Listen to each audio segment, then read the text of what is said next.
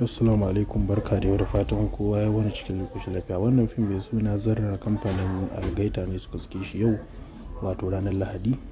Fim ne wanda yake tare da harkar tarihi da sauransu, haɗi da abubuwan da ya shafi ilmantarwa, faɗakarwa. Hallo dai ga wanda suke da buƙatar wannan fim, za ku iya min magana ta kan wannan lambar ta wata WhatsApp domin ku ji yanayin yadda tsare-tsaren namu suke. Za ku iya mallakar wannan fim mai suna Zarra.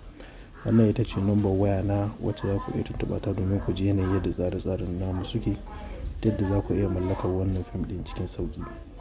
Hallo kuma ga wanda suke son su shiga group namu su rika samun duk wasu sabbin fina-finai na fina-finan Algaita, za ku iya tuntuɓa ta akan wannan lamba domin ku ji yanayin yadda tsare-tsaren namu suke, yadda za ku iya mallakar wa'annan fina-finai namu na Algaita do studio. Sannan kuma ga 'yan downloading kuma za ku iya garzayowa ku yi mana magana domin ku ji yanayin yadda tsare-tsaren namu suke na 'yan downloading, ta yadda za ku iya mallakar wasu sabbin fina-finai idan aka saka a kan lokaci.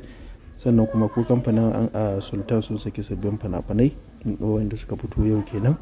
Dukkan wanda yake da sha'awar shiga wannan group namu, ƙofar mu a buɗe take. Kamar yadda kuka sani, wannan ita ce lambar mu, kuma nakan yi amfani da lamba ɗaya saboda abin da ya shafi harkar masu damfara da sauransu. Hallo dai, sunana Muhammad Abdul, shugaban sashi, nake cewa wassalamu alaikum wa rahmatullah.